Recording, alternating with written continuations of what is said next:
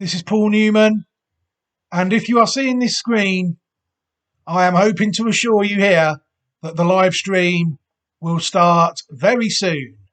So, hello everybody, and welcome back to another video. Before we get on to what we're going to do today, I just want to say thank you very much to everybody who is subscribing to the channel and supporting the channel. It is all very much appreciated.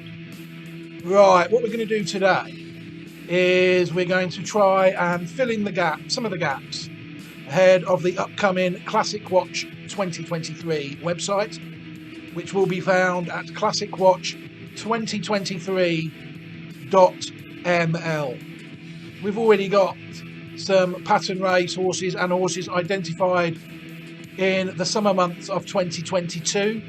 What we need to do now ahead of the trials that are coming in March, April and May is really take a look at the last couple of months of 2022, the sort of 2-year-old maidens that may have been run after the November handicap, around November time, October, November time, as the flat season came to an end on the turf and on the all-weather, heading towards the end of the year. So I will be back shortly. Also, we're going to take a look at some horses that may have been identified before the process started back in August 2022 and haven't ran in the interim. We might be taking a look at some of them as well. So I will be back shortly and we will start cracking on through these horses. Thank you very much for watching, and by the miracles of technology, I will be back shortly. This is Paul Newman, and if you are seeing this screen, I am hoping to... Hello everybody, and welcome back to another end of season maiden that I spotted that won on the 8th of October 2022. This is an interesting one, this. I'm looking forward to this one. Modesty, sired by Dubawi out of a Rip Van Winkle dam called I Am Beautiful, owned by Aquis Farm and Manton Park, trained by Freddie and Martin Mead, 3-year-old colt. You'll see it got off the mark nicely, winning by 3 lengths at York. And the York maidens can be traditionally quite strong, I do think. So let's take a look at the pedigree of this one, and it'll soon reveal itself to be world class. I Am Beautiful is the dam, as we have discussed.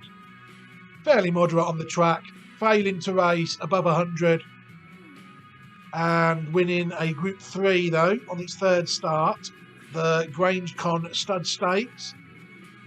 And then it was fairly downhill from there really. Last in a Group 1 Phoenix Stakes, and then it beat 1 home in the Moyglare and 2 home in the Debutante. But in the shed, not much really at the moment. Modesty, in fact, has done more than the last three put together, who, according to the Racing Post, raced 20 times and never won at all. The Master Stallion, Dubawi, straight away, look, they're in the business. Right, the second dam is interesting, Monovasia, because people will see that she is in fact out of Miesk, which means obviously this horse is world-class pedigree really. Just a matter of unlocking the potential of it. Monovasia herself only raced twice in France, in 2 maidens, finishing 2nd at Deauville and 4th at Saint-Cloud. But she has actually bred some decent horses. Among them, we will see Rumpelstiltskin, a decent horse, winner of 5 of her 7 starts at 2, including the Group 1 Prix Marcel Boussac and the Moyglare in 2005. Also a winner of the Group 2 Debutante. You see, she's racing in the same races as the dam, which is just proving to be a little bit better. 7th in Speciosa's Guineas of 2006 on what proved to be her final start. She herself has sired some nice horses. Tapestry is one. That won the 2014 Yorkshire Oaks when it famously upset Tagruda.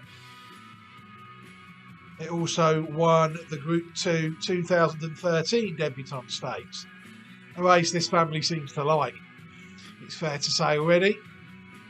Tapestry has done okay in the shed as well. New World Tapestry, who actually did follow at the time, rated 100, and did sneak a bit of pattern race form somewhere along the line.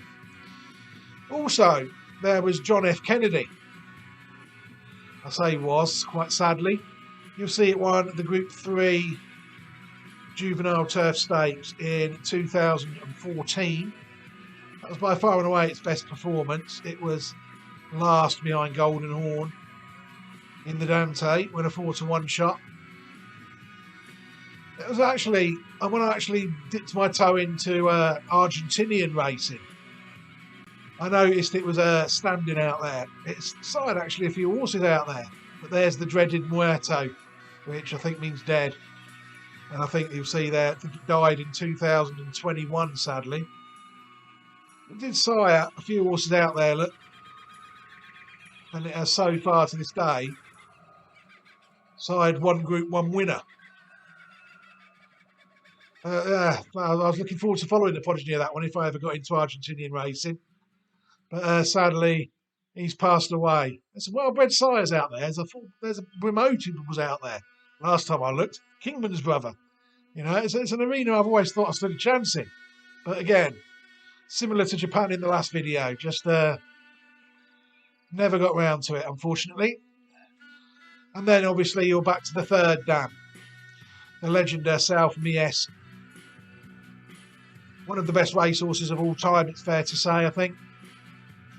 Definitely among the mares. Sired, raced in many a Group 1 and won many a Group 1 race. 1, 2, 3, 4, 5, 6, 7, 8, 10 Group 1 wins for Mies in her career. A superb horse, it's fair to say. And obviously as a result of that, Modesty being family number 20. It was quite easy to find with Mies. You see there, Guineas double. As you know though, from other videos that I might have done, I've not got one on the Mies line yet. And it's worth mentioning just what a brilliant mare she was as well.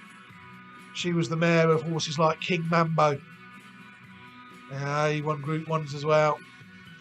He won the Prix de Moulin, the St James's Palace Stakes, the French Guineas. Top class horse at 3, King Mambo, and a brilliant sire. An underrated sire. If people look around the world, you'll see King Mambo pop up in a lot of pedigrees. World class horse. Also horses like East of the Moon. I think that was a Group 1 winner, yes, it won. It won the Jacques Le Manoir of 1994, and it also won the French Oaks of 1994 and the French Guineas of 1994. Mies is also the dam of East of the Moon. So you see what we're dealing with here. It's one that you don't really need to go back that far to find top class classic form on line 20. In fact, we're right at the bottom of it, in probably the only section. There's New Zealand still having a go in 2000s. A lot of it has sort of tailed off, apart from Mies. Ishido Sunday in Japan there. Alishiba. It's had some good horses on this line. You wouldn't thought Alishiba and Mies were related, would you? I certainly wouldn't, but they are. In very interesting line indeed, 20, but that's our little section. There's other horses really that I did like from this pedigree that Mies is involved in 2 stallions that I think it's worth keeping an eye on. Caracontai, you'll see there that Mies is the third dam of Caracontai, won the Lagardère at 2, and the Breeders' Cup Mile and the French Guineas at 3. Top class horse. And also Study of Man, whose first 2-year-olds hit the crops this year, I think.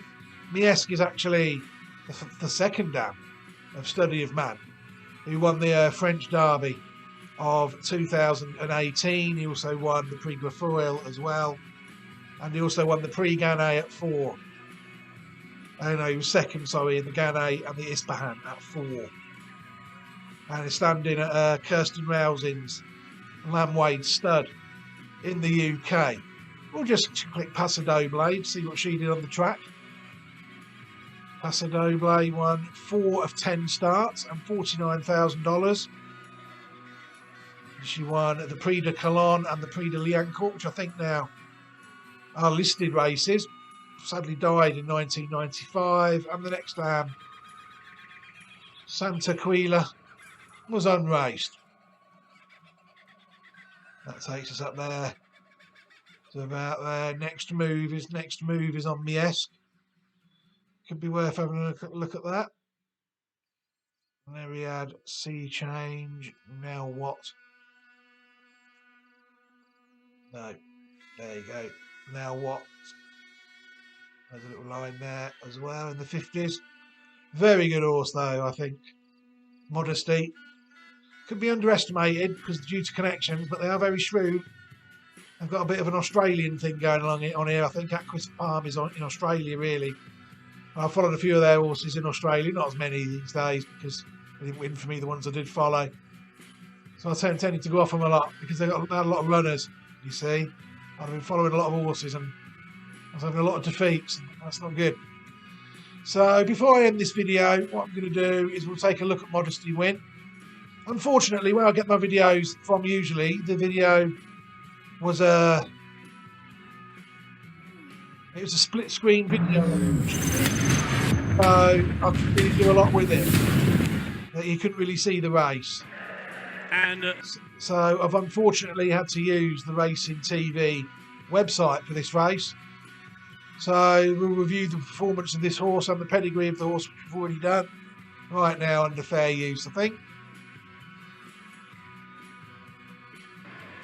And they're off for the Coral committed to safer gambling, ebfstallions.com, maiden stakes over a mile.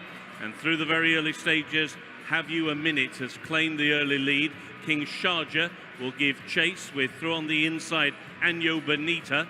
At the other end of the field, it's Barossa, who is currently the back marker. Also running very greenly at the back of the field is Cadovar as they go into the turn. So on the inside, it is Año Bonita, who has moved through now to take the lead. Quite wide is Have You a Minute, who races in a share of second place, and at the moment is racing alongside Book of Tales as they go into the turn. Modesty is in the second flight with King Sharjah around that one's outside, and then towards the inner races El Montagine. They're a couple of lengths clear of Ithaca's Arrow, who is being ridden along. So too is Feud, who's got quite a bit to do from there. Barossa is next in the field as they make the run now up the home straight and on now towards the final 3 furlongs. Modesty in the light blue in the centre comes through now to tackle Año Bonita. Still there over on the far side is El Montagine. Towards the near side, Feud is now beginning to pick up, but he's making heavy weather of it, but he's closing now. So too is King Sharjah, and then is Kintaro from a long way back, who is picking up. So they enter the final furlong now, and it is Modesty and Kevin Stott who have got the lead. Giving chase now, King Sharjah, with on the near side Feud, over on the far side Año Bonita, but it is Modesty on debut who is coming home to win. Modesty in front, Año Bonita in second, Feud build out third. I mean, that to me was a very good performance from the horse Modesty, I think. It settled well, it travelled well through the middle of the race, as you saw there. And I thought the jockey, Kevin Stott, who's an interesting jockey, I think he's not a bad jockey from up north. I've seen him ride quite well for Godolphin in the past, and I think he's the new Ammo Racing retained jockey for next season. So that'll be quite interesting. Not that Ross Ryan did a lot wrong in my view, but Modesty is definitely an interesting prospect, I think, on the back of that. And I thought it, once it was asked to go and win the race, I thought it won the race quite well. So off the Miesque line like that, it's impossible not to take a look at this horse until it starts to get beat on a semi-regular basis. Give it 2 trials, wouldn't you? You know, you give it a trial over a mile, and if it got beaten when it upped to a mile and a quarter, mile and a half, and it gets beat over a mile and a quarter and then a mile, and you probably think the horse might not be good enough. But until it does that, you have to give it a chance, don't you? Side by Dubawi, off the Miesk line, you'd be confident not to in your ability, wouldn't you? And I'm not. So we're going to have to add this to what is an ever-expanding list. All right, everybody, I'm going to leave this video here. What I will do at the end of it is give you a couple of steers to allow those who have not subscribed to the channel that might have enjoyed this video to enable them to subscribe to the video. And also I will add a link to the playlist of every single Classic Watch 2023 prospect at the moment. There must be 70 odd videos in there now. It's getting long, but the trials I'm sure soon will whittle away them slowly but surely. But we've got another one to add here. Modesty looks a good prospect for the Meads moving forward. Thank you very much for supporting the channel, everybody, and take care.